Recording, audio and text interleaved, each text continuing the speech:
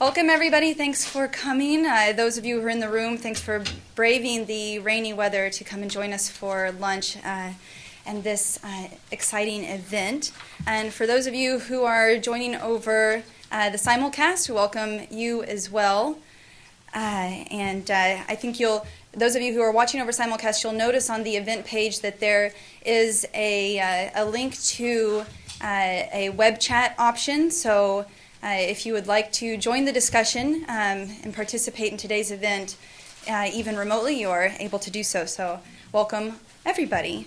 My name is Jamie Zimmerman. I'm the Deputy Director of the Global Assets Project, part of the Asset Building Program here at the New America Foundation. I'm just going to give a few introductory remarks, set the context for the event, why I was inspired to organize this event with WOCU and the issue brief that we wrote that goes along with the event. So the motivation I had for this event started back, I guess, in the spring when Brian Richardson of WOCU sent out some initial emails announcing the launch of matchsavings.org on a number of different listservs that a lot of us in the microfinance and development finance community are on. And I noticed that the discussion among the members of the microfinance field, there seemed to be a lot of misunderstanding about match savings as a anti-poverty intervention, as a concept. I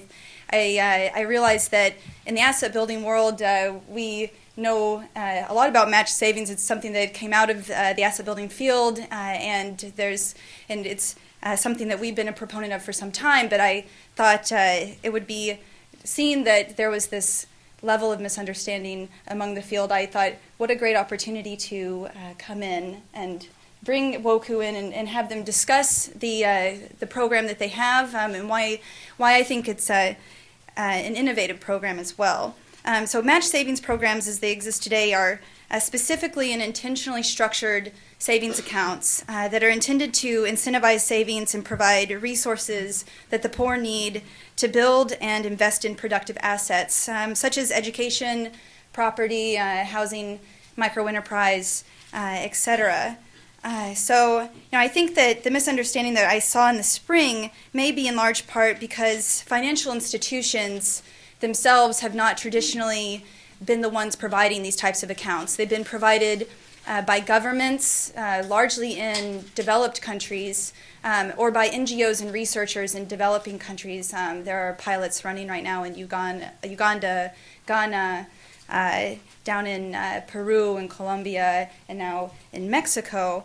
But I did want to make an announcement that even though up until about a week ago, the only match savings accounts that were run by governments have been in developed countries. The Bayelsa state government in the Niger Delta region of Nigeria has just decided to fund the first ever policy pilot statewide, providing matched savings accounts for children throughout all the 8 districts of that state. So the New America Foundation has been part of the program design process for that, and it's very exciting, especially given that that's also in a conflict zone, so it's a very difficult environment.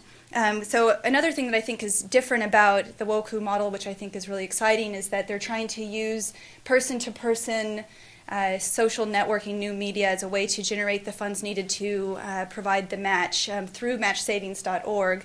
And so in so doing, it's just really interesting and potentially very exciting way for a network of financial institutions to provide this type of anti-poverty intervention in a sustainable way. So we'll be hearing more about how that's going from Brian in just a moment and where it's headed. So to complement Brian's presentation and to provide some extra context for those interested in this topic, my colleague Shweta Banerjee and I wrote up this short but sweet issue brief on the topic of match savings. It explains the theory and current practice around match savings programs globally, and it emphasizes the structure and experience of WOCU's program as well. So for those of you in the room, there are copies available outside, and it's also already available online if you want to pick it up later. So at the very least, we hope that this event and the issue brief provides some food for thought as the financial inclusion and the social development fields are both trying to figure out how to do savings, and they continually overlap. So before I introduce Brian to everyone, I want to quickly just review the structure of today's event. So Brian is going to spend cool 15 minutes or so presenting on matchsavings.org.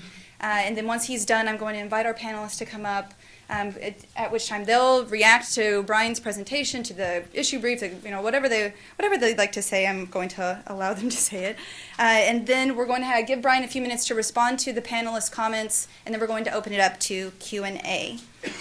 So without further ado, Brian Branch has been Executive Vice President and Chief Operating Officer of the World Council of Credit Unions, WOCU, since 2003, and has worked at WOCU for 19 years. He's been engaged in development fieldwork, research, and implementation for more than 30 years, and has worked with the credit union, microfinance, and other financial institution services for more than 20 years.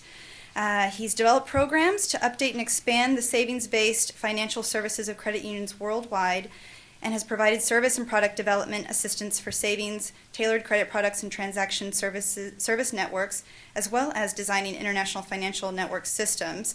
And he has undertaken credit union development assignments in over 40 countries, and I think almost every continent on the globe, and has co-authored Striking the Balance in Microfinance, a practical guide to mobilizing savings, and co-edited Safe Money with Glenn Wesley, and has served on the executive committee for CGAP and co-authored the Building Inclusive Financial Systems at CGAP Donor Guidelines on Good Practice in Microfinance. So thank you and welcome. Turn it over to you. Thank you very much. Do we have a lapel mic? I think if you want to use a walking mic, that would be probably the best. That'd be great. I would venture to say that we come together today because we share a common interest in how to address many of the poor people in our societies and find effective ways to help them increase their assets and become productive members of their societies. The World Council of Credit Unions, we're a savings-based, savings-focused organization, and a lot of the work that we do is try to find ways that we can give people access to safe saving services to help them build their assets and engage in their productive activity.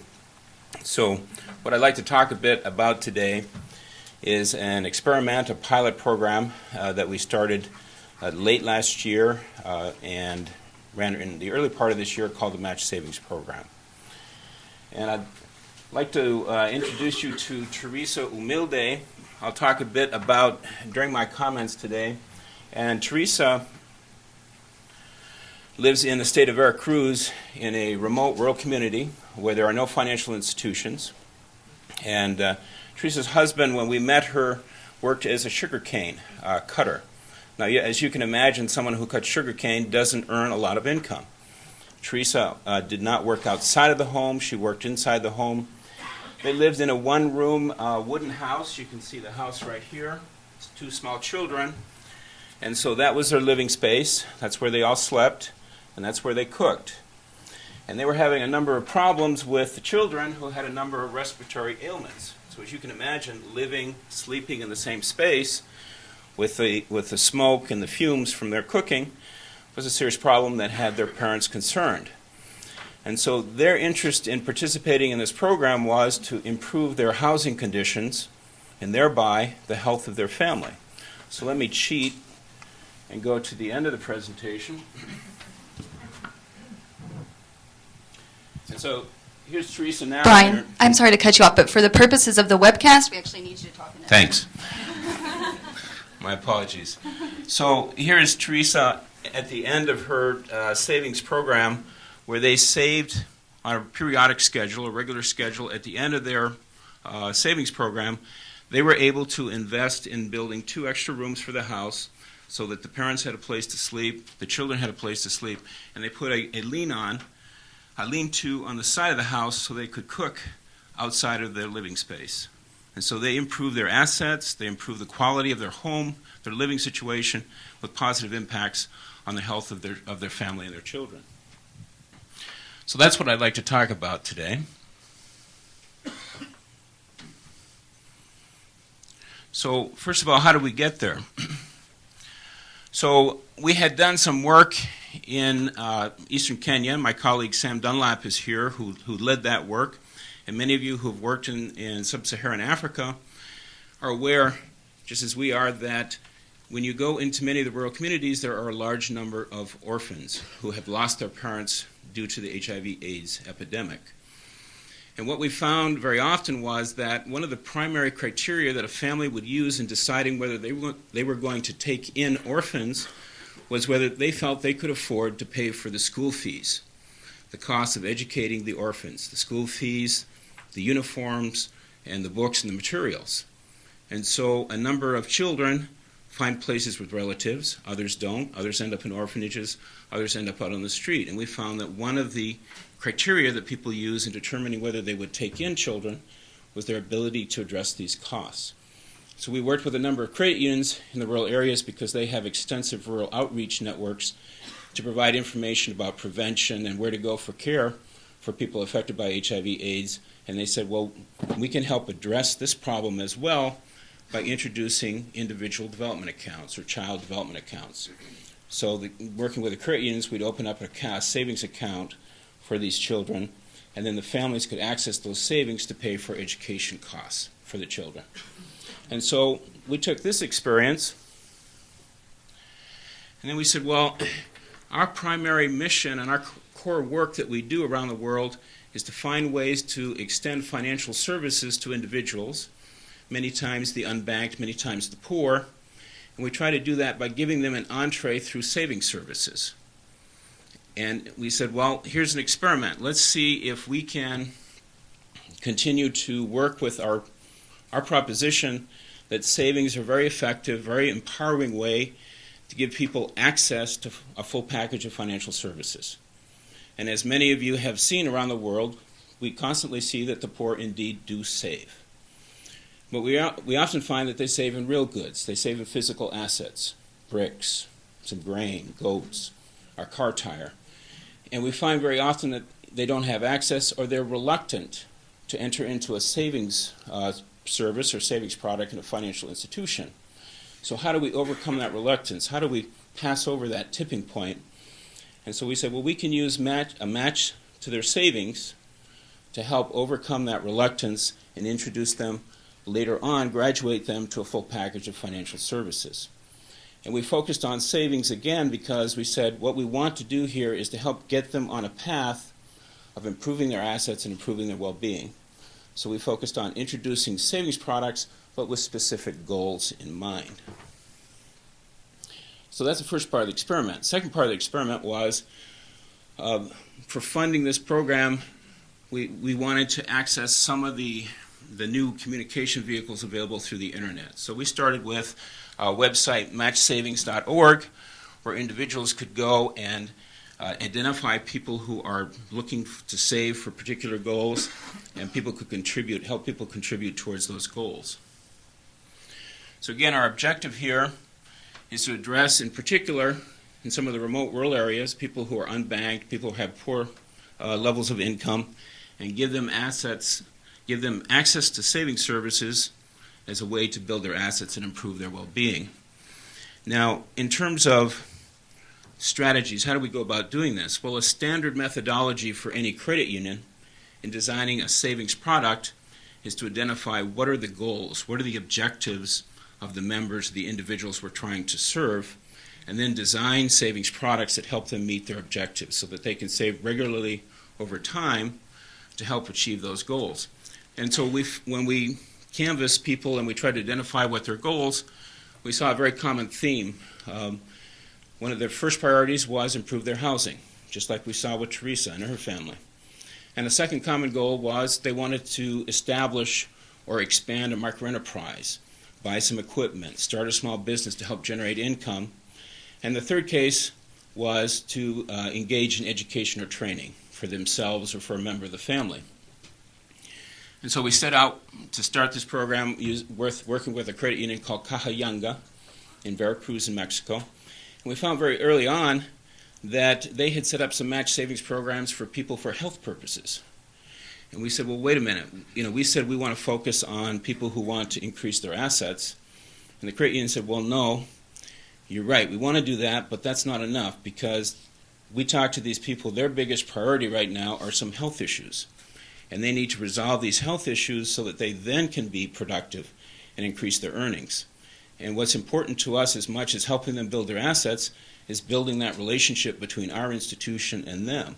And so we help them deal with this issue through this savings program, and they're going to be more loyal and more loyal members in the future.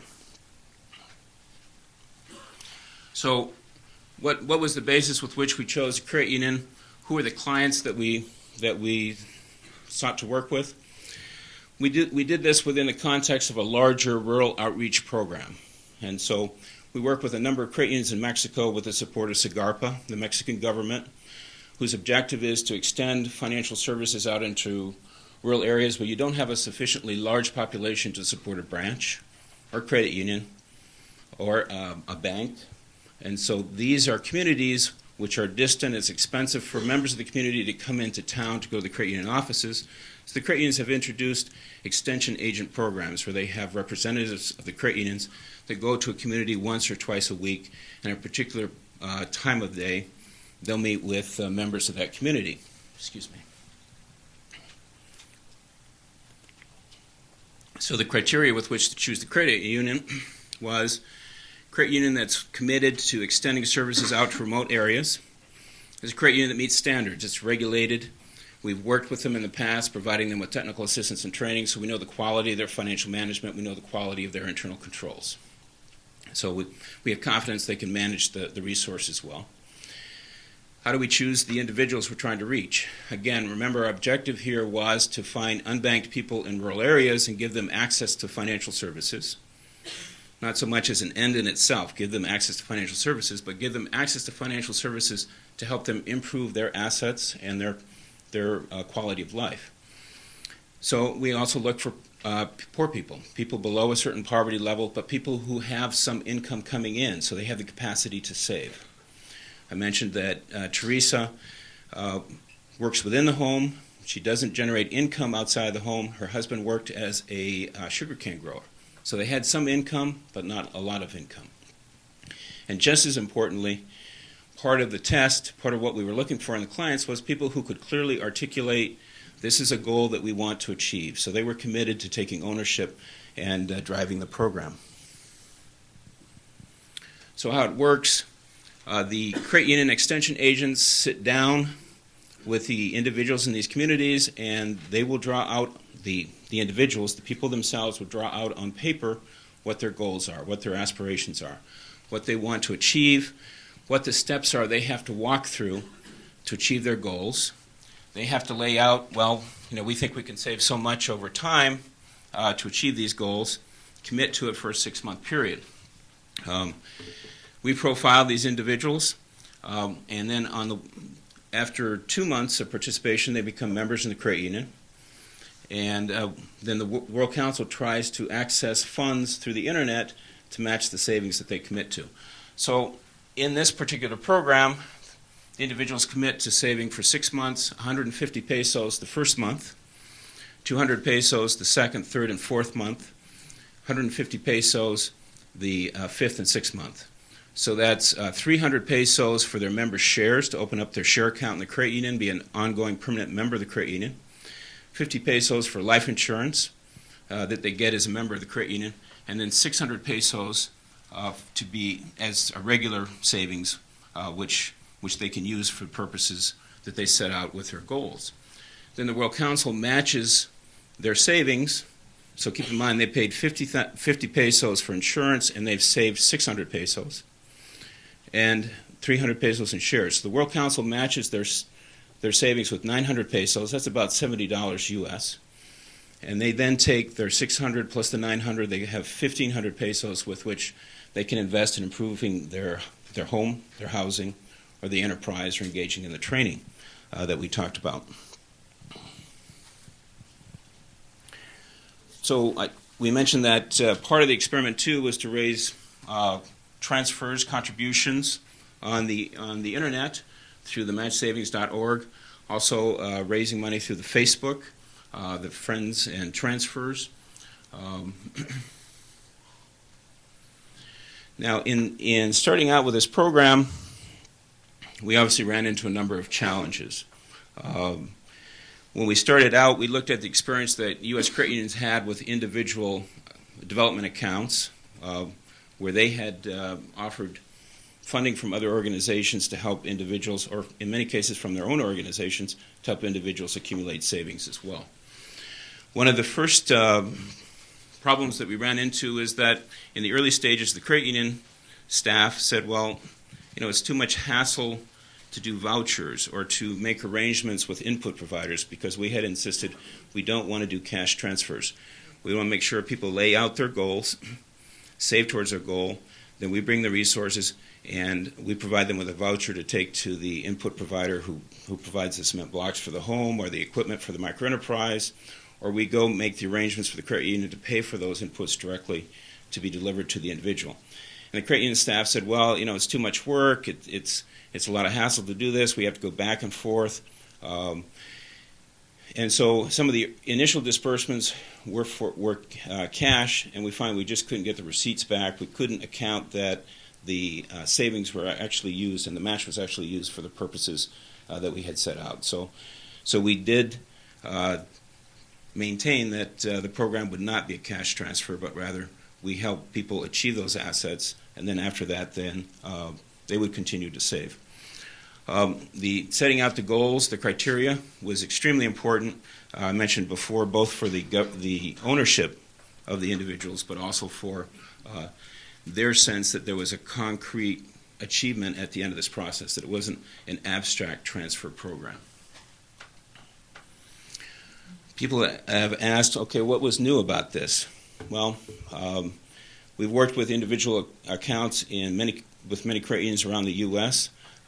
Again, this was very focused on reaching the unbanked, people who did not have access previously. It was their first savings service, the first access to a savings account. Many people, first time in any interaction with a financial institution.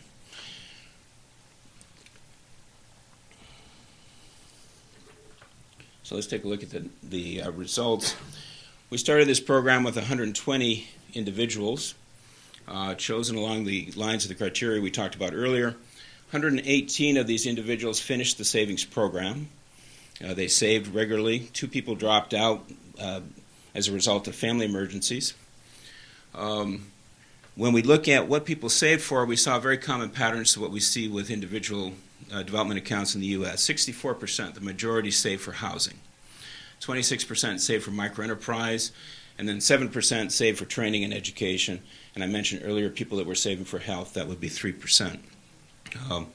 Of the 118 people that finished the program back in March, 117 continued saving with the credit union.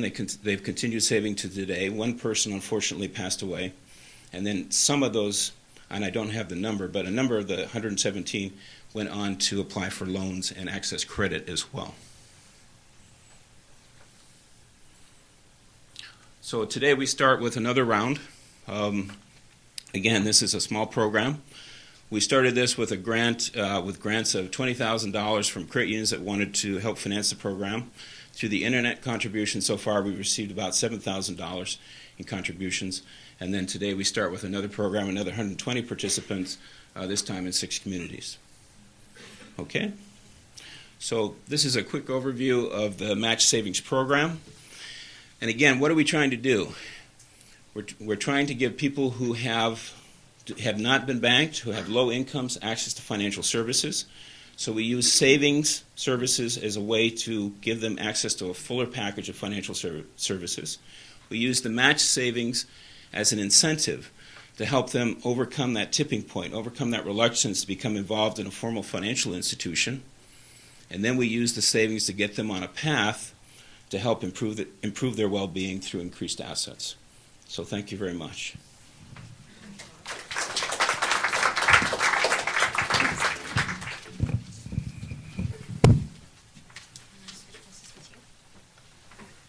Okay, if I can ask our expert panel to make their way to the table. Today we have a panel of 4 experts in savings, financial inclusion, and asset building that are going to provide comments on and thoughts on the matchsavings.org program and the concept more generally. And I'm going to quickly introduce them and then hand it over to them. Our first speaker today will be J.D. Von Pischke. J.D. is officially retired now, he tells me, as the chairman of Frontier Finance International, the Washington office of 2 German firms, ProCredit Holding and IPC, which is a consulting firm. These promote micro and small business through more than 20 banks in Southeast Europe, Latin America, and Africa. Dr. Von Pischke worked at the World Bank for 20 years, specializing in rural and industrial finance and financial policy. And he was secretary of the Bank Fund Staff Federal Credit Union for 9 years. His early experiences included positions at Chase Manhattan Bank in New York, London, and Monrovia, and he was a U.S. Peace Corps volunteer in Ethiopia and lectured there at the Haile Selassie University. Yep.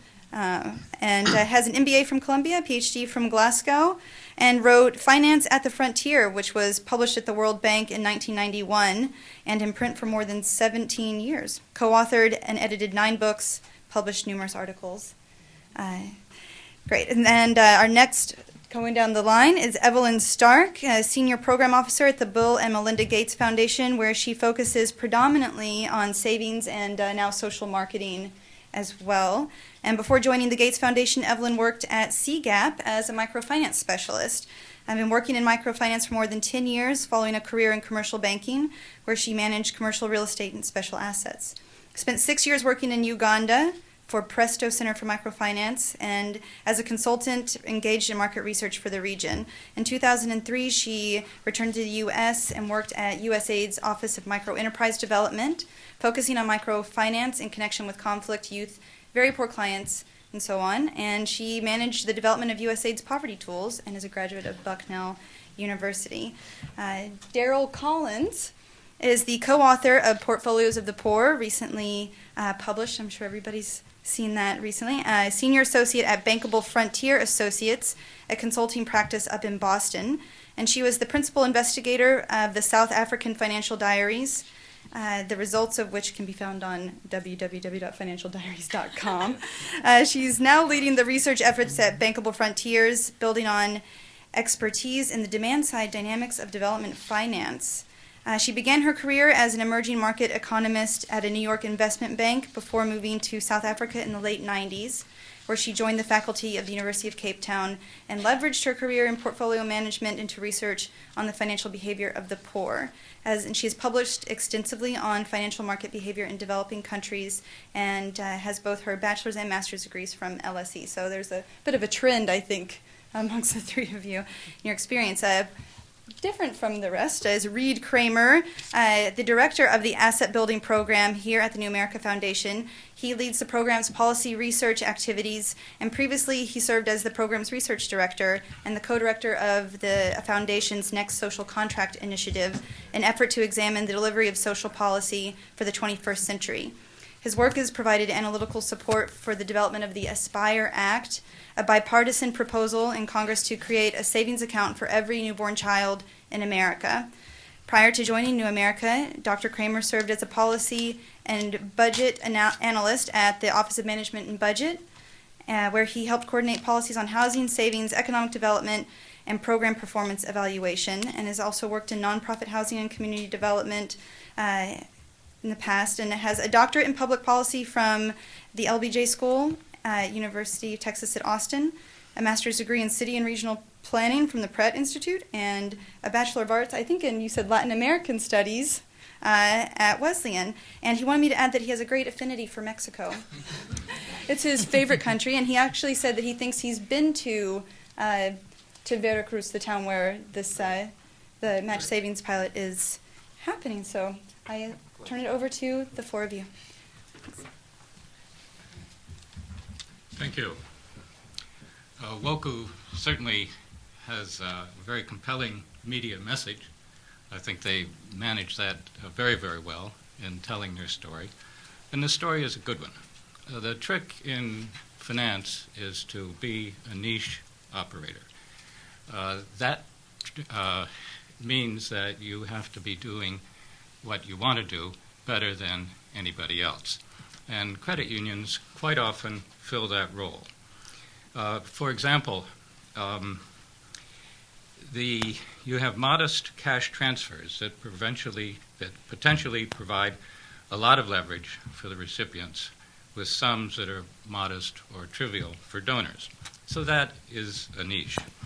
Now, small value deposits are often a plague. They're not welcomed generally by mainstream banking because of transaction costs. And many small value deposits do not generate income for banks because these clients often leave their deposits untouched. It's sort of like clogging up the system and having to pick up pennies on the floor every night when you close your books. That would be a mainstream banker's view of the world. Now, retail financial institutions usually provide a variety of services that include things at the bottom end of the market: savings, loans, and related services. And this then makes the costing of any particular item or program makes the costing very difficult because you are doing many different things in a day, many different types of transactions in a day. Credit unions have generally fewer of these than mainstream banks do, and that gives them, again, a niche that is very profitable. Also, the salaries are lower, usually, in the field than you would find in competing banks. And some of the activity is done by volunteers also, people who are community-minded. So these then create a niche that credit unions can readily fill. Now, how about do savings build lifetime relationships with their clients? I think Brian can give us the answer, and I think, again, we're in pretty positive territory. One of the things that I think is tremendously important, and again, thinking about niches and alignments, is Stiglitz. And Stiglitz said that when information and incentives are aligned, then results will be positive. So you can spend a lot of time on thinking about information and on thinking about incentives. And I think that what Brian has told us shows that these are quite well aligned, and that there were some initial things that didn't work out, that they redid their model a bit, and again to make this niche very, very important. Matched savings, that's certainly a good idea. Control is a problem, and you want to have the right parameters.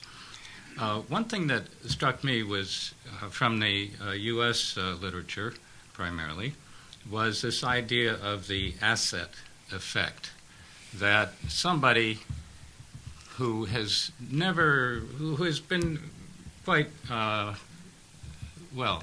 not very active in the financial markets, let's put it that way, and who have not don't have many assets, the savings that they get can give them a better life, that they see a different world. And it looks as if, from Brian's data, that different world is about the amount of money you'd pay for a grande at Starbucks. So that, my friends, is leverage, and that's terribly important. Staffing is important, and the also intermediation manages. So I commend WOKU and what it has been doing. It's certainly a pioneering effort, and I wish them the best. I wonder a little bit about further research. And one of these is that people will do a lot of things for money. That's why we're here. But one wonders if there's a dark side to it. Did we have expressions of buying votes in Chicago, for example? Or why does Kenya have about 93 ministers? These people have money to play with, and that I would characterize as the dark side. Subprime mortgages, the government was trying to do something, and it worked out not at all well. Further research is important. I think that finding the right beneficiaries, again, alignment, and the relation to poverty alleviation has to always be on first bet. And greater returns to social investments are important. And I think credit unions can do this, and I would like to close here and say to our credit union friends that you're doing a good job and keep it up. Thank you. Just go ahead. Okay, good. Good afternoon, everybody. I am Evelyn Stark, as Jamie introduced me. I wanted to say thanks to New America Foundation for hosting this and for the issue brief, and especially to WOCU for actually being very open and sharing this information, especially at this point in their pilot. I have been working with or talking to Jamie for some time about match savings. And at the foundation, we have not yet done anything in match savings, in part because of issues around replicability and sustainability. And all of these are in pilots, so we don't have answers on them. But I did read the brief with a lot of interest and really was listening to Brian because of all the questions that kept getting raised in my mind around these two issues. And, reading where the IDAs have been successful in using commercial banks rather than credit unions, a lot of the commercial banks were simply prevailed upon to open the accounts. And, it was a goodwill gesture, or I don't even think it made it into any talk of corporate social responsibility. It was, look, can you open 120 accounts for these kids? But will that hold true when it's, look, will you open 1,000 accounts? Actually, we want to reach scale. Will you open an account for everybody?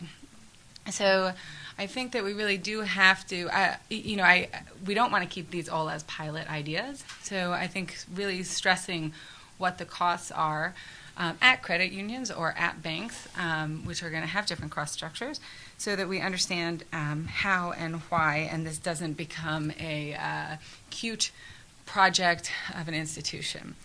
And the other issues on this, and I see WOCU is so different because they're the financial institution, they're bringing the P2P, they're bringing this in, but I'd be interested in hearing from Brian more on what they're measuring and how they're going to define whether this is going to be sustainable. If there are parts of it that aren't going to be sustainable within the institution, what are the external funding sources, et cetera. And for example, I really liked the goal-setting idea. I like the idea of people sitting down and you should see me draw a house. So, but drawing and just really thinking about what they want to do. And so from my social side, I say, wow, this is a great idea. From my ex-banker side, I think, wow, how much did it cost to send the guy into the field, to work with the people for this long? And, if I want to reach, 200,000 people, what does this translate into? It makes me feel like a Grinch when I start thinking that way, but I have seen a lot of programs start, really nice pilots, and then they end. This is a big shame, obviously, especially because I think we all agree that this is a really exciting project. So some of the other questions that I had for Brian is, you said that most people have continued to save, or maybe all of them have continued to save. 197 have continued to save. And what does that mean? What does it mean that 197 people have continued to save once a month, once a year? I think in a paper that we recently looked at with Nzansi, is once a year a continued savings, or should it be monthly? Should it be a cumulative? That kind of thing. And you also said that some access loans. So obviously this is another part of the calculation that I'd be really interested into. I think Woku has a really nice time horizon, a nice view on the sustainability, because you're going to look over a long time period. And you're expecting this client to be your client for the next 15, 20, 30 years, 50 years. And so you have the opportunity to cross-sell them, not today, but in 5 years, in 10 years. Maybe Theresa will buy a new house and she'll need a mortgage, or she's going to start borrowing, or insurance or other products, remittances, and other fee generation. So I'd be interested in hearing where that comes from, or where you're calculating it and whatnot. The other issue on sustainability that I was really thinking of was the sustainability of the match on a P2P basis. So there's trends in donor giving. Kiva's been popular for some time. Is the whole social media in this kind of way going to continue to be popular? Given our own economic well-being as Americans, are we going to want to fund other people's savings? I do find it rather humorous that we are terrible savers ourselves. And so, I kind of wonder, does Kiva have it easier? Because we all know how to get into debt really well, and we're happy to pass along that opportunity to other people. But saving up, we're not very excited about it. We don't like to delay gratification. We like to tell other people to do it, though. So, you should save. You should delay gratification. So maybe this is going to be more interesting. But I'd be interested in hearing about that. And the other question on this, and on this versus Kiva, because inevitably you're going to be compared to a Kiva or a microplace. So if I give $100 in Kiva, I get my $100 back. So I can help Maria in Uganda, or Olive or Victor in Central Asia with the same $100. In this case, if I wanted to help 2 or 3 people, I would need $200 or $300. So I'd be interested in where you've looked at on that. And replicability, I think this is all continued with the same issues on sustainability, because we have so many pilots, and the pilots are usually very small. I'm not sure that we're ready to start replicating much of anything. And I think probably the more worrisome thing is a little information being a dangerous thing, and people wanting to replicate what they see on the outside and not understanding what went into the back end. And my final comment is really just on the social media and the marketing. And just looking at this, I was thinking about 20 websites that I saw that, wow, Woku should connect to this one and this one and this one and this one. And I would be interested in how you're connecting to the rest of social media, and what kind of marketing efforts you're using.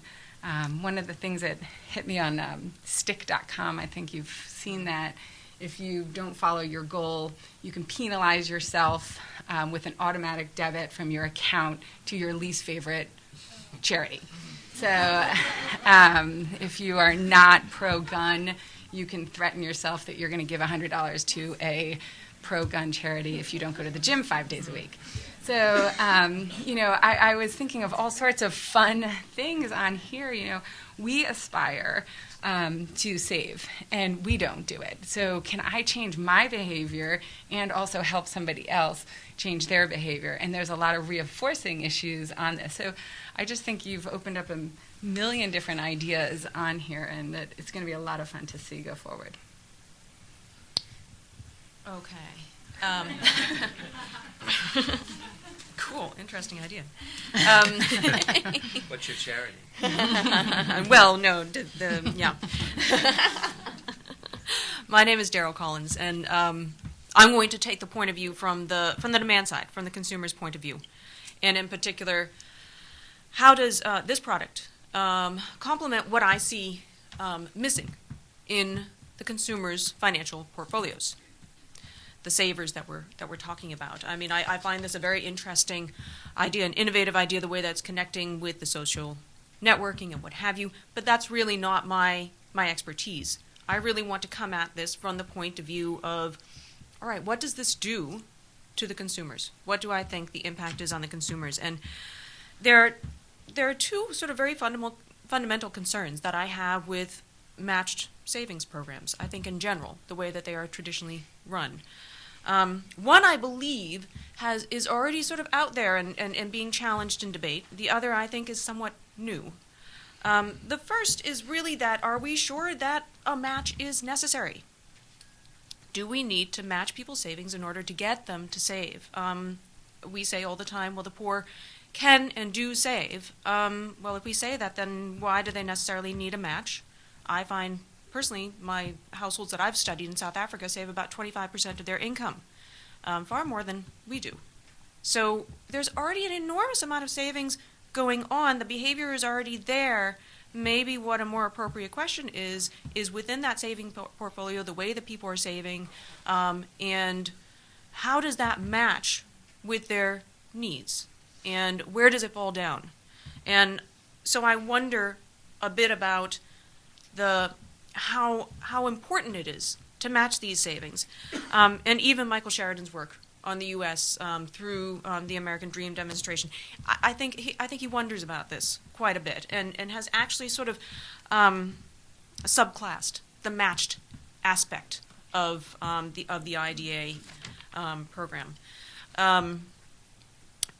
The thing that might matter a little bit more is that there's automated deposits in that program, and the other thing is in the qualitative interviews on some of the American Dream demonstration literature shows that the mental accounting aspect of the IDA program is extremely important, and this is something that I'm going to come back to.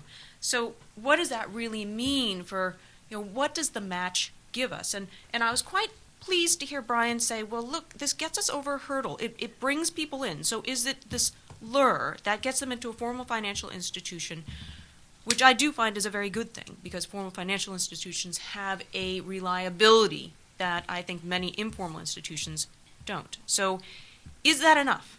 Is that enough that the match savings is a lure? And can we also then say, well, if we take that match off, in other words, at some point we stop matching the savings, and I noticed that the program in Mexico in fact did, what does that then mean for the program participants? How do you manage that? Because that's quite a tricky thing to get yourself out of, not only from the customer's point of view, but also, frankly, from the investor's point of view. So in other words, the people who are offering up their savings to become matches, what does that then mean when that match falls away? And I'm going to come back to why I think that might be important. So my first concern was around how important is a match? How important is a match really? And would people be saving anyways?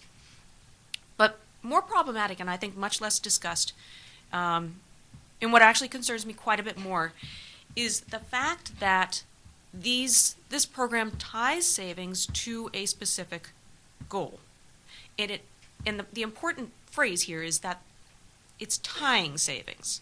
Now, what I found in my research and what my co-authors of Portfolio of the Poor have found around the world is that a great deal of the poor's finances is already tied up. In other words, it is tied to a specific goal or a particular time frame. More tying is not what they need. Actually, they need more flexibility. So, for example, if you could think of in the savings portfolios of the poor, what do they need? Where are the gaps? Well, first of all, there's a short-term gap. There's a cash management gap. The poor have not only low but infrequent series of incomes. They need an ability to gather that income from day to day to create it into a lump sum that they would feel useful in putting into a bank. And so a lot of what we find we need on the ground is more of a cash management tool than necessarily a savings tool. So that is missing from the portfolios of the poor. The other thing that is missing is sort of this medium-term untied savings. There is a lot of medium-term savings already, and when I say medium-term, I mean about a year. And that savings, a lot of that 25% of income number that I mentioned, is being channeled through informal savings clubs, and it's being tied to a particular time or a particular asset or a particular event. So the poor already have, and what they're generating most of their savings through are very tied up income financial devices. What they are not getting is an untied device, and this is the number one vulnerability of the savings portfolios of the poor. It's the fact that things happen all the time. Children get sick. There are floods. There are fires. Somebody dies. Yet, all of your resources, all your financial instruments are really tied up. All your savings instruments are tied up towards one particular goal or one particular time, and you can't access them in order to deal with that emergency. There needs to be an untying rather than tying savings up more. The last thing that I feel that the poor need in their portfolios is a longer-term horizon, which this could actually work quite well. I find that the way a lot of poor people think about their future is really investing in their children, and then somehow that income is going to come back to them when their children get educated and go off and find great jobs. The problem is, at least in South Africa, the South African experience, A, education does not necessarily lead to a great job, and B, are those children always going to be alive in order to give back money to their parents? So the investing in their children is really not working very well. It would be great to have some financial assets for people to fall back on. So my key message in this second concern is that we have a focus that is too limited. And what I would rather see is a building up of financial assets, not necessarily physical assets. I find that the poor actually have positive net worth, and it's dominated by physical assets. What is very minimal is a pool of financial assets untied to a specific purpose or time. And I think getting back to the issue about match savings, I think one of the worries that I have is that if you actually have to match, I think that part of the sell for this, for the investors that you find on the web who give $100, is that they might want to see some sort of tangible evidence of some sort of investment that they feel would be worthwhile. I know that in my charitable giving, I feel the same way. I want some sort of evidence. But if we truly want to support the lives of the poor in a meaningful way by providing financial services that they really need, what I feel would work better and what we should set our goals on is a much more flexible set of savings instruments that can be used for a much, much wider variety of purposes. Thanks. Oh, sorry. Yeah, the home stretch here. I do want to thank Brian for the presentation on the program, and already the comments have given us a lot of fodder for already a great discussion. So really excellent gathering so far, and thank Jamie Zimmerman for pulling this together as part of our Global Assets Project. So really great work already. I'm going to try to offer a few other comments for context and maybe even respond to some of these issues to what some of the commenters have said. But really the invitation began with a very simple question when people were invited to this event about can savings-led programs ensure poverty reduction. And I think my short answer to that would be it depends. It depends on a lot of things. And we know that efforts to develop savings programs for these targeted populations is still a relatively new intervention. But it is an intervention that's showing some signs of significant potential and progress. And I think what I want to emphasize here is some of that promise is as a trigger for a set of behaviors and outcomes that are really positive and linked to social development. So kind of a little bit of a bigger perspective. And this includes poverty reduction, but it's also a lot of other aspects of social development I think should be and can be considered. And also, there's really much to be learned right now. I mean, again, this is a relatively new intervention. So that's why I think the efforts that WOCU is beginning in the program in Mexico are so significant. And I think what I wanted to emphasize in my brief remarks are really three main points. The first one is really about the theoretical foundation for some of this work that has already been touched on that I'd like to emphasize a couple of different aspects of. The second is how this work is really grounded in a growing body of research and knowledge and learnings from practice in the field all over the world, actually. And then the third is to highlight this potential pathways that are I think quite promising that do need further exploration, and I think frankly are worthy of more support. So first, the theory. Much of the work on poverty reduction historically did focus on whether it was income or meeting immediate consumption needs, dealing with people's immediate hardship. And obviously this makes a great deal of sense, but we also know that there's value in providing people, with the tools, a broad array of tools to move forward in their lives and to ultimately improve their circumstances. And, what these tools are will vary for different people and in different contexts. But I mean, the search for different kinds of interventions and tools, I think, is part of what our challenge really should be. People's socioeconomic, status and well-being is not determined at a particular moment in time, but it evolves, it changes over time. So I think when we think of poverty, we're not just looking at something at this particular moment, but this longer time horizon I think is quite valuable, and looking at a set of interventions that might be effective. We want to look at their impact over time as well. So immediate needs can be overwhelming, but really the ability to get people to think about and plan for their future is significant as well. And this is where savings comes in. And savings really, whether it's somehow it's relevant because it's linked to this broader asset building process that plays out over time. It can lead to assets, and it can get people thinking about and planning for their future. So in that sense, it really is a building block. It can be accessed to deal with immediate needs, emergencies. I mean, it was interesting when you went to talk to the clients, issues of health care, came up, although it wasn't really one of the needs that people were focusing on when they were actually using their resources. But really, there's a continuum, and that savings matter. And when I look at this work, I often focus on the role of institutions, program supports, and policy incentives, the way that different matches can be structured, or whether they're needed at all to still get the same effects.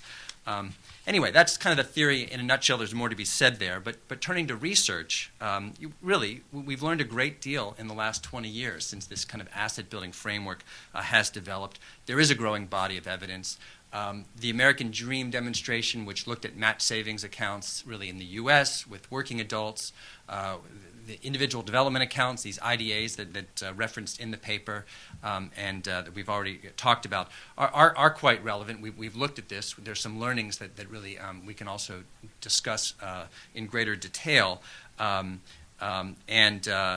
think the other thing that we've learned a little bit about these asset effects is sometimes a little bit can go a long way. A little bit of savings can actually trigger a whole range of impacts that are quite significant. So the whole asset effects literature and how it changes behavior, well-being, children's educational attainment, even health outcomes is quite significant.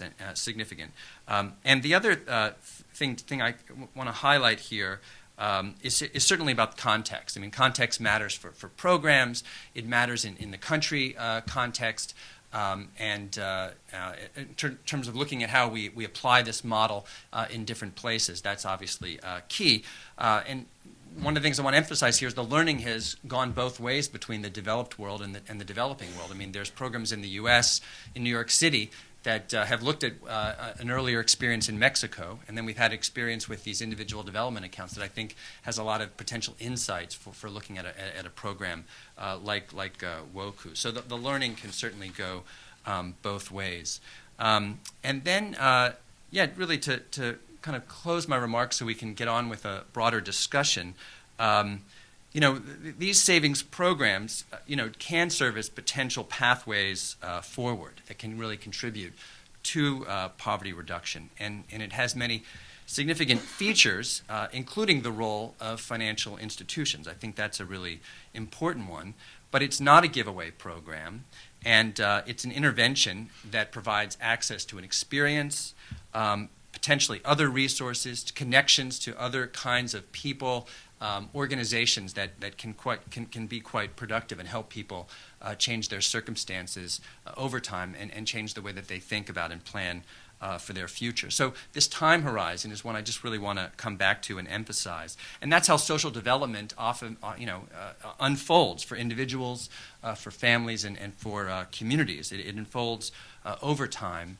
And I would say that savings is something that plays really an important role as a way it can be converted into assets and deal with emergencies and be deployed very productively in helping people change their living situation, getting an education, and planning for their future. So does it ensure poverty reduction? I think that there's more to be learned there, but I think those in the field know that money is not enough, and some of these interventions that look at making these other connections and changes over time are quite productive. So, and then the last word for since time is so important, both for this discussion and the time horizon of the intervention, we need to evaluate and give some of these interventions enough time and then look at their learnings. So the evaluation, the research component is very important because there's much to be learned.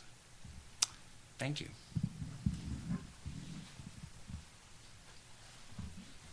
Great, thanks to all the panelists. Brian, if you'd like to take just 5 minutes to respond, if you like, to any of the comments or questions that they had, and then we'll open it up the last 30 minutes for Q&A from the audience. Thanks. Thank you. Thanks for the questions and comments. I appreciate it very much. I really like JD's phrase, picking up pennies on the floor at the end of the day, because really this is where we start with this type of program. And this really goes to some of Evelyn's comments about sustainability.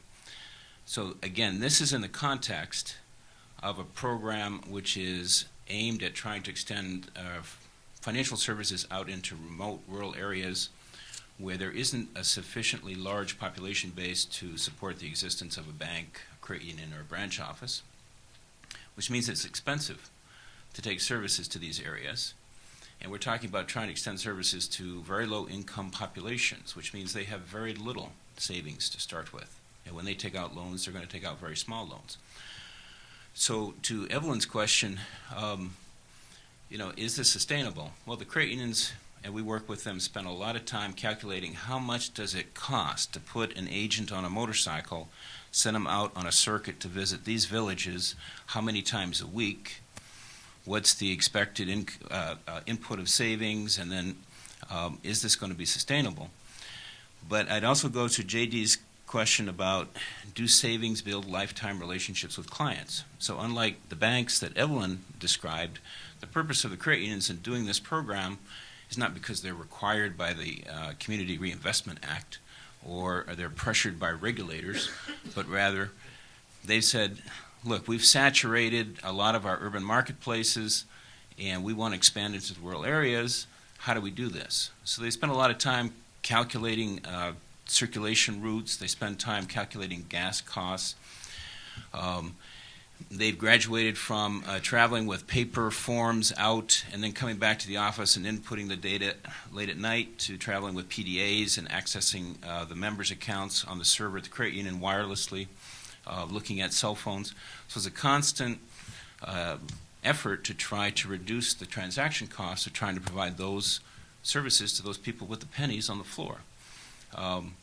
So that's the back office, really, that's required to offer this kind of program that Evelyn asked about, which is really the first part of the question about sustainability. You need to have an effort in place to get out to these communities. Now, the second part of Evelyn's question about the sustainability of the donors, those that contribute on the website, this is an experiment. We're still learning. And so people thought, this is an interesting idea. Let's see if there's support for this.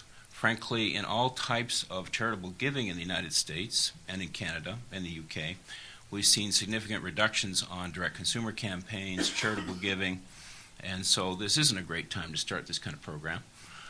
But we started it because it's a new medium of communication, which we think is going to be increasingly more important in the future.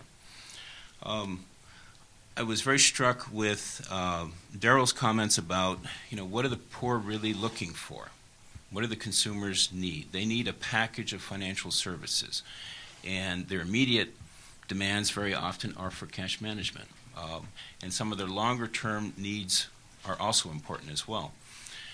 So we looked at this and we said, well, our longer-term game plan here is to give people access to that full package of financial services. But we can't start where it might make logical sense with the cash management, their immediate demand, because we're receiving contributions from donors who say, I want to see some tangible output as a result of my contribution.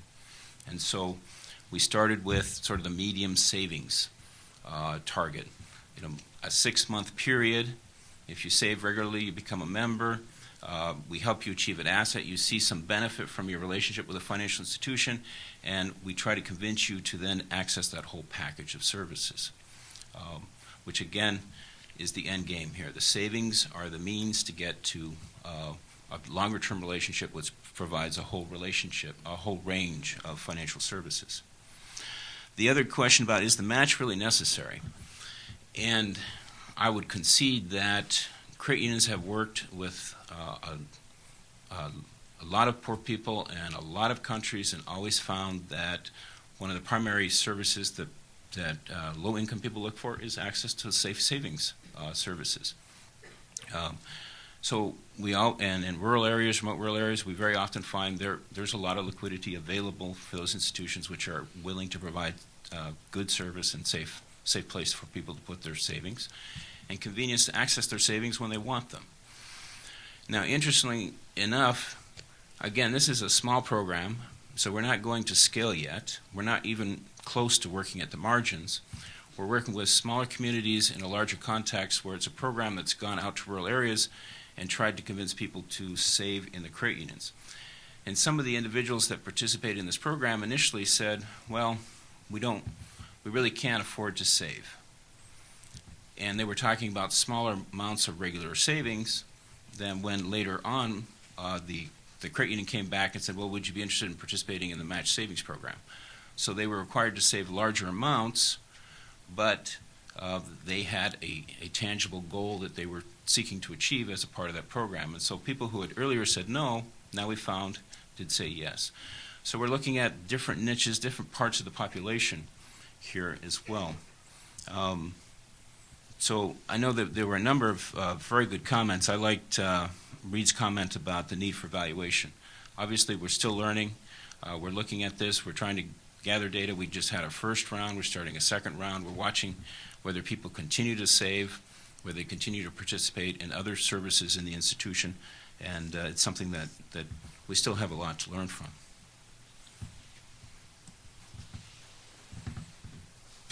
Great, thanks so much. So now we're going to open up Q&A for the audience, and we are going to have our colleague Layla coming around with a microphone.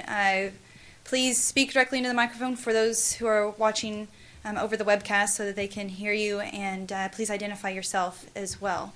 So let's start. I think I hand in the back first.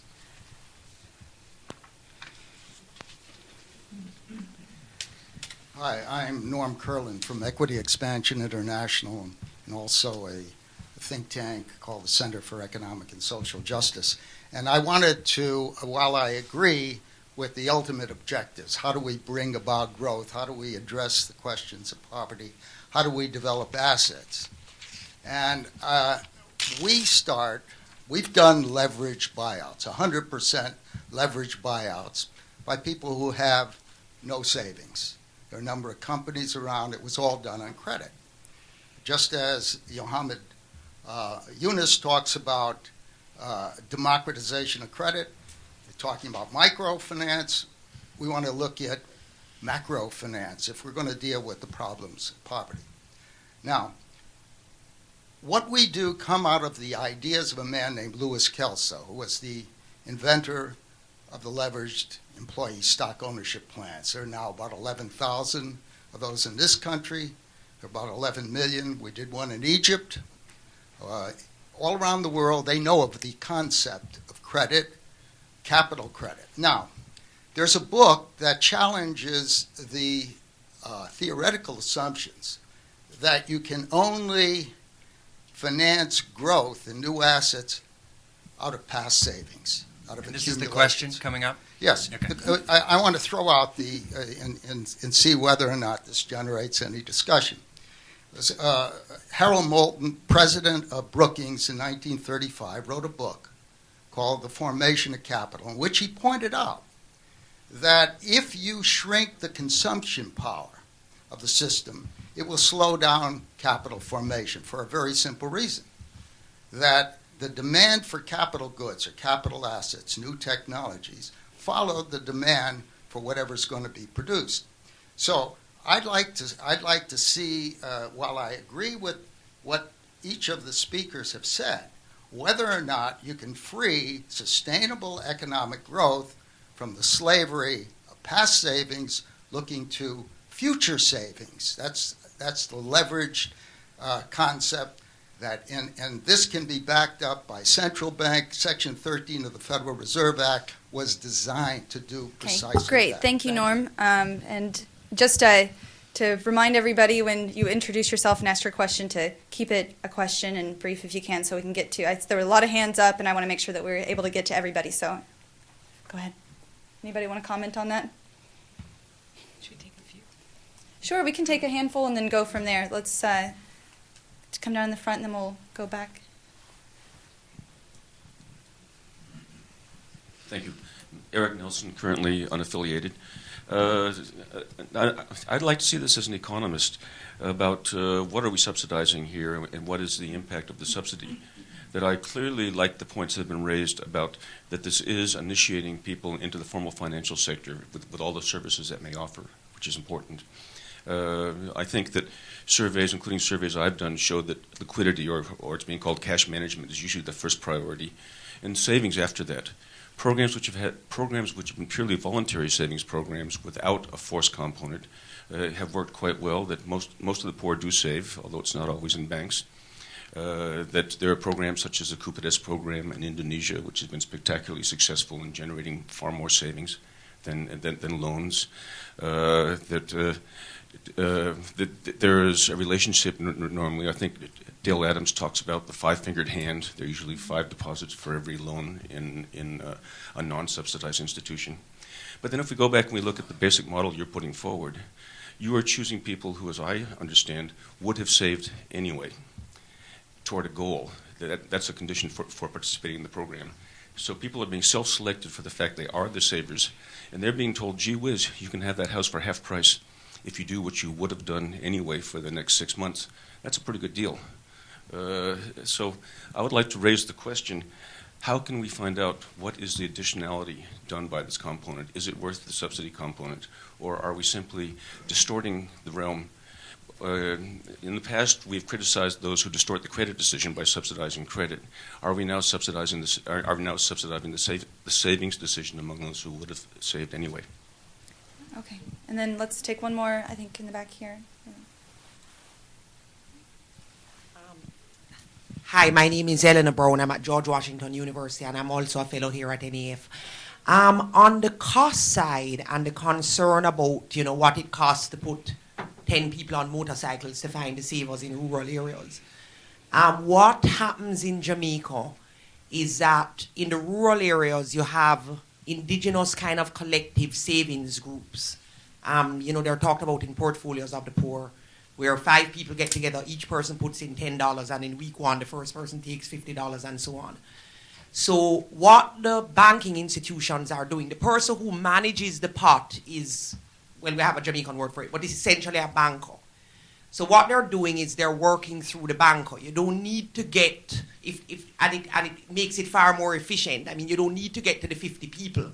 If the 50 people have already demonstrated by their historical savings in this group that they trust the one person, and there's a whole series of financial services that you can deliver through that one person. Now, There are all sorts of, regulatory problems potentially with that. But it allows you a far more efficient way of reaching people with a range of other financial services who are already have their own indigenous savings mechanisms in any event. Okay, great. So we can give everybody an opportunity to comment, or those who want to. We can start with Brian, go down the line, then we'll pick back up. I'll start with Eric's question, which is, I think, a very important one. So what's being subsidized here? The savings, as you say. People get the cost of the addition to their housing at a much lower cost. It's an add-on to an existing outreach program. So the additional time for the agent to work with these communities for the match savings is fairly minimal. We're choosing people who would save anyway. Again, in this case, frankly, we were reaching communities where the Creighton's had not had much success in getting these people to save before. So the Creighton's reached several communities, and yes, they have success in some communities, but these particular individuals, these particular communities were not communities where people were saving. Are there distortions?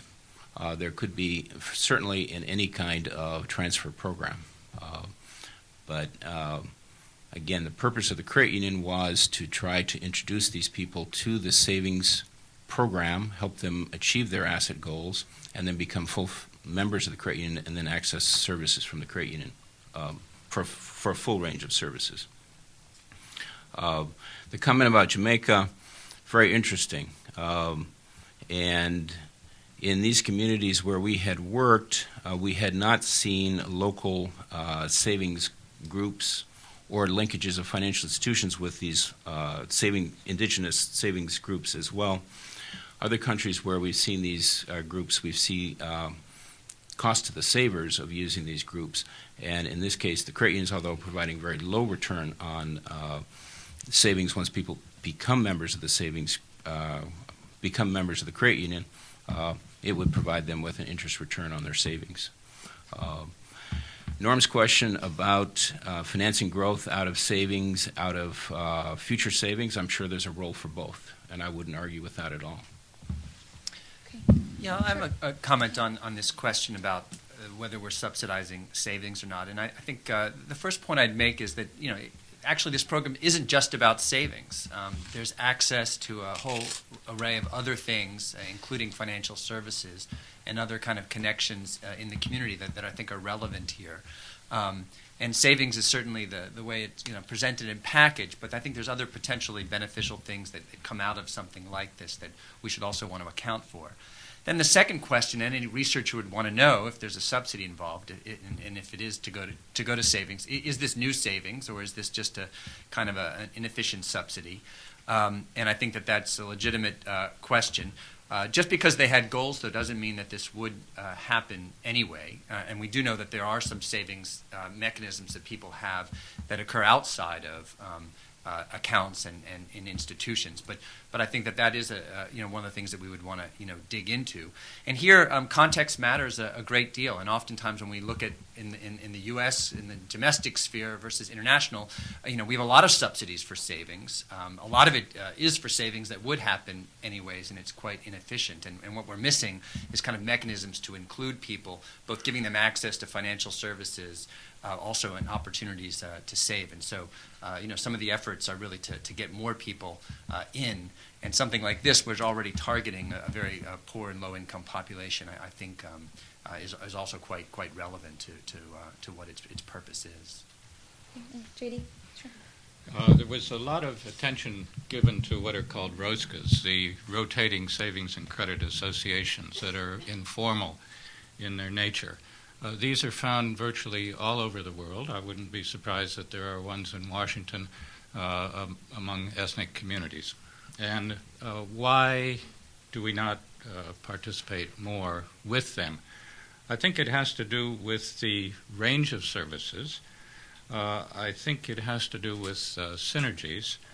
And the reason why these aren't entertained is simply because they are informal. But in the third world and roundabout, they are extremely good deals for the people in them. Again, interest is often not paid, usually not paid. There seems to be very few defaults, collapses, and they go on.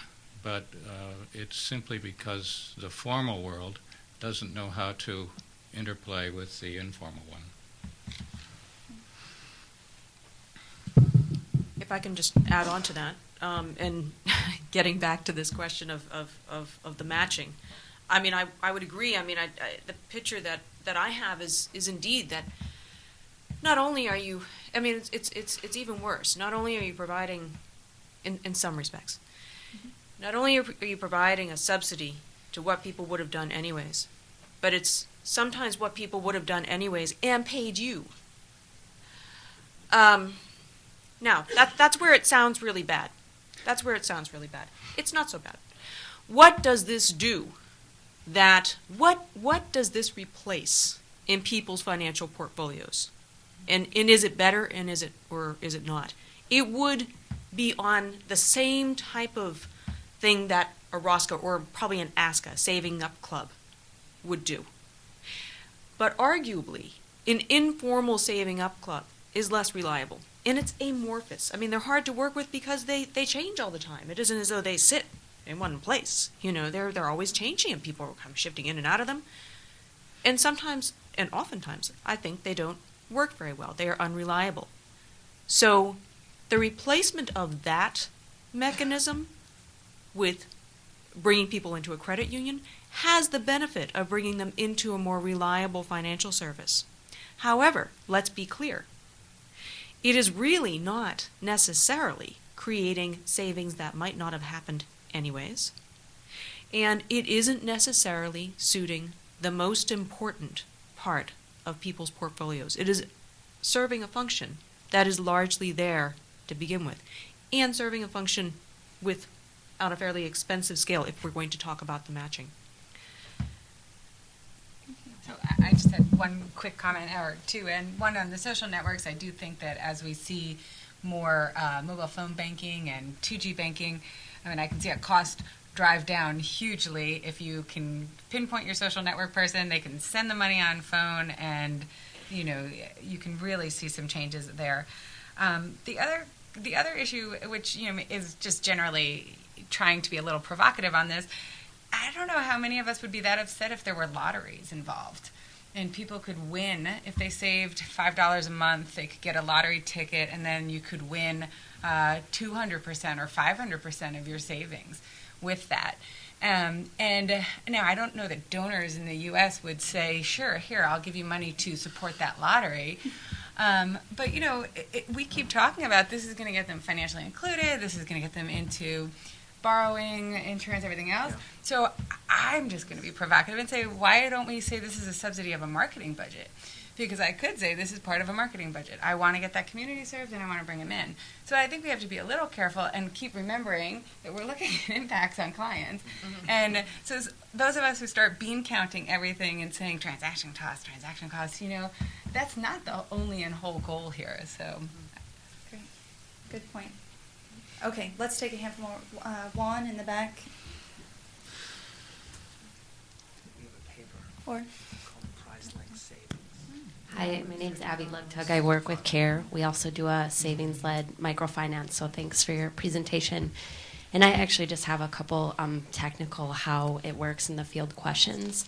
The first is that you said you have field officers who travel out on a motorcycle to the rural communities. Are they actually the ones who are collecting the deposits and collecting the money?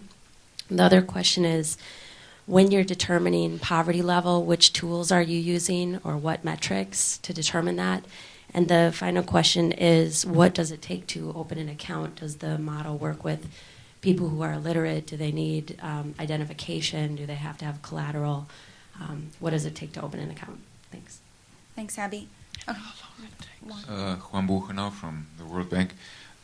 In line with the idea that this is sort of a marketing, has a strong marketing effect, I would like to know a little bit more in detail. What is the marketing effect, A, on matched savings on the second round? Was there a huge amount of people coming in from the villages where you started that?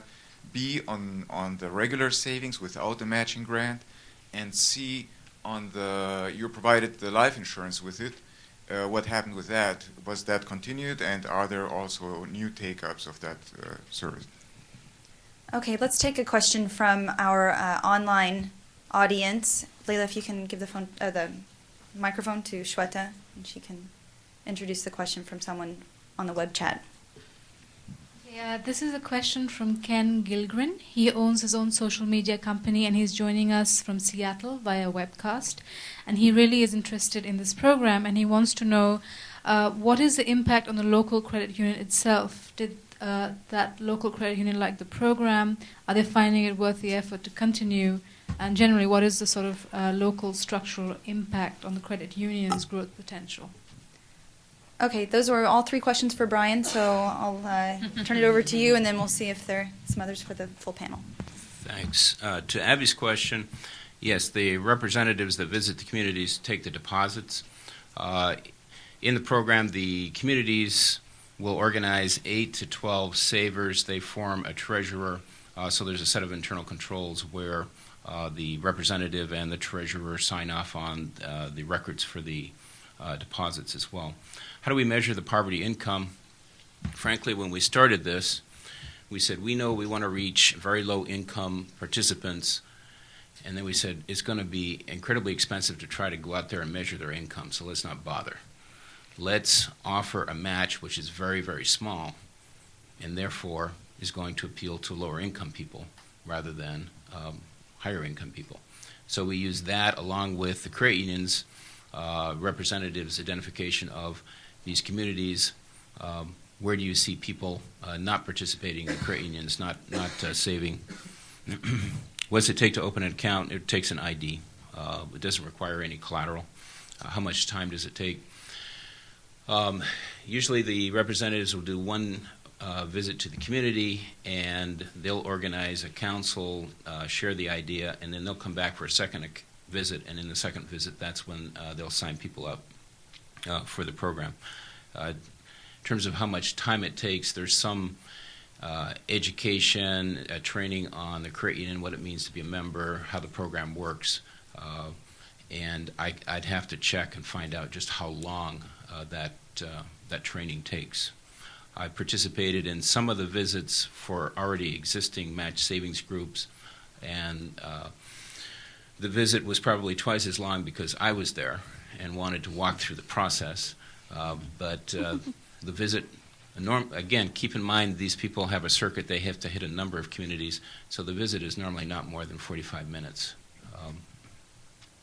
Juan's question, the marketing effect in the second round. I'm not sure what you mean by marketing effect. If we're talking about the people that participated, yes, we were watching to see would they continue participating in the other services of the credit union.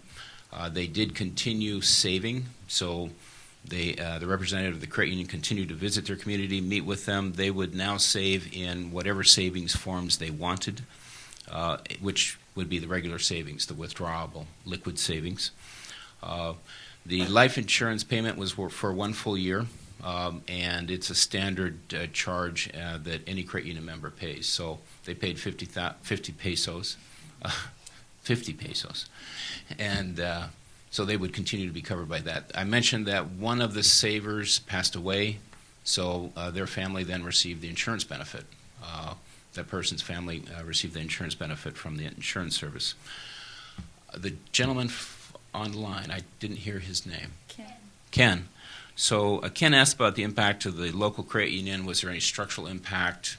Did they like the program? The credit union was a little dubious at first, but when they understood that this was an add-on to their existing outreach program, they participated with a lot of interest. There wasn't any structural impact on the credit union.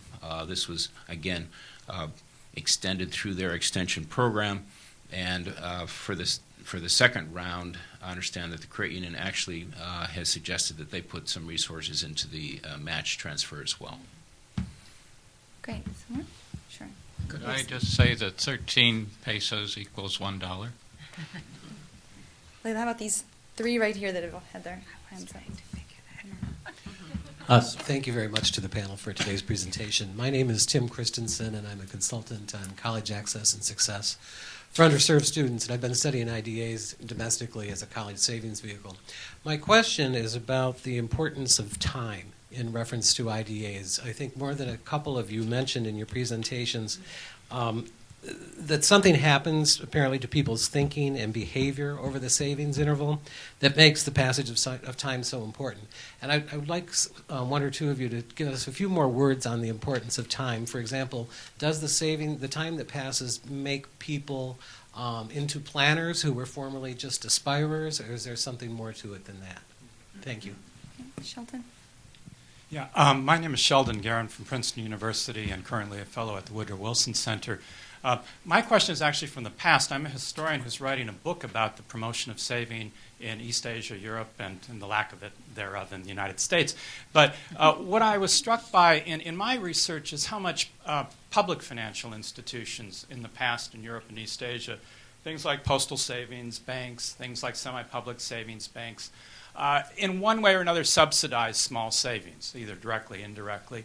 It seemed to be very successful. They intersected also with these informal rotating credit and savings associations.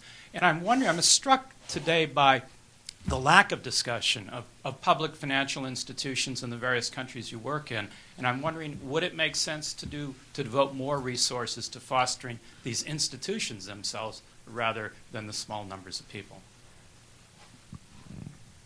Hi, I'm Janice Cunningham. I'm an MPH student at GW, and my specialty is social marketing and public health. Anyway, I was intrigued today when I heard the economists talking about distorting the market and the savings and the whole economic calculation, because what caught my attention when Brian was talking about the health driver of people need this for their health, and if it's going to take 3 or 6 years to save the money to build the add-on to the house to get the children away from the fumes from the cooking, are we also calculating the health impacts? And are we, because sometimes we tend to come in too late after the damage is done. Okay. Do we have an, Shweta, is there another one from you? Yes, this one is from Kimberly Roy, and she's asking, are there any IDA programs domestically that allow their savers to purchase assets for family members in other countries to match repatriation to help their relatives increase their self-sufficiency? Domestic as in here in the United States. Okay. Okay, so let's, we have 5 minutes left, so, oh, sure. Shweta, could you? Say that again. I think I was spacing out, but Yeah. I didn't hear. Yes, the question is, are there any IDA programs domestically that allow their savers to purchase assets for family members in other countries to match repatriation to help their relatives increase their self-sufficiency? So I'm going to make a suggestion for the panel since we have 5 minutes left and having everyone comment on all might run us over time. If Reed and Brian can comment on Tim's question on the asset effects of the program, and JD can comment on Sheldon's questions about public financial institutions, and Evelyn and Daryl comment on Janice's question on social marketing and public health, and then Reed, if you could take the question about IDAs in the United States as well. Yeah, I mean, when I talked before about this growing body of knowledge and some real important research questions, the asset effects literature is really what I was referring to. We're getting some positive, feedback about, supporting this hypothesis that there are these connections, but yet digging into the details of the mechanisms and what specifically they are and what affects them, as I think is part of the research frontier, I would say. I mean, time is clearly, one of the issues there. I didn't mention a demonstration we've been involved with focusing on children's savings accounts. This has been implemented in the field with a number of different programs and cohorts. And one has been youth. I mean, clearly the youth are using these accounts. It's affecting how they're thinking about college access. And certainly they need a certain amount of experience with the program before that effect kicks in. And there's been some interviews that's been written up by academics and some kind of qualitative work on that, which is showing some of the dynamics at play there. But I think there's a lot more to be learned. And Sure. can I jump in and answer all my? Yeah, go ahead. And Okay. we'll just come down the line. It's fine. Yeah. On the IDA program question about internationally, I don't know the answer to that. There very well might be. It certainly seems like a very innovative approach, and I think there would also be some need in certain places, given the population of the families and having families abroad in Mexico specifically. And finally, I just wanted to weigh in on the policy question. Yes, institutions matter a great deal. Policy matters a great deal, and I think that there are differences in a lot of the in the context that would affect some of these outcomes. There's also been a lot of insights from this growing field of behavioral economics, where we know that the mechanisms matter, and whether what are the defaults, how to make it happen automatically, payroll deduction that facilitates a certain process that actually is a huge driver of savings outcomes, that really lends itself more to that than getting some of these smaller innovations that require an intermediary, a nonprofit, a lot of high-touch hand-holding. And so in our work, we really do emphasize the policy dimension quite a bit. Great. Daryl, thanks. Okay, let me speak to a bit to the health driver.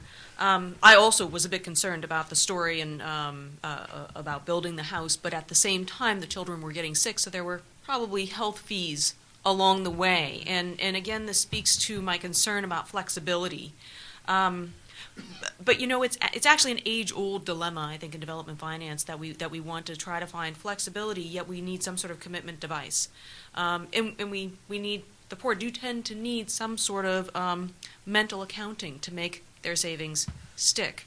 And that's one of the aspects that I think that this program offers, is that it does focus on mental accounting, but why not introduce a degree of flexibility whereby the household is saving for health purposes, which in the long run may mean changes to the home that will sort of get to some of the health problems, but where there's also a facility where there is the occasion to be able to borrow in an interest-free way against those savings in order to go to the doctor and prevent some of the things that come up immediately. Because when the kids get sick and when they need to see the doctor, they need to see them right then and there. You can't necessarily save up for that. So again, introduce in some degree of flexibility that might improve this type of product and make it more appropriate for what the poor need. Great. I'll 2 seconds on the post banks. There have been papers on the poverty outreach of large government savings banks and post banks, and I think they'd be really useful. And I don't think it's an either or. I think you have to work with both. We have a large grant to the World Savings Bank Institute, and we're working directly with post banks and government savings banks. And then Tim and Janice should definitely talk about the theory of behavior change. And the first time you get a savings account may not mean that you use it forever. I like to use my example of my composter. I bought a composter. It stayed in a box for 1.5 years, right? So I had all the best intentions. I was ready there, but then I had to actually do it. And then after I did it, I found that I don't go outside if it's raining and use the composter. So, if you take all the theories of behavior change and apply them to savings, you still have to make it easy. It has to be accessible, all those other things. But you guys should talk about that question. Raiffeisen and Schultz-Delitzsch were the founders of credit unions, the first in urban areas, and Raiffeisen in rural areas. And the Germans would instinctively think about institution building when they begin a venture. And we in the U.S. are much more likely to be enthralled by the individual possibilities and all of that. One German explained to me that institution building is not a question of innovation and motivation, like you Americans think. It's a question of structure and discipline. And I think the Germans and the others, continental Europeans, have done extremely good jobs, for the most part, in promoting cooperatives and financial cooperatives also. So it's sort of never the twain will meet.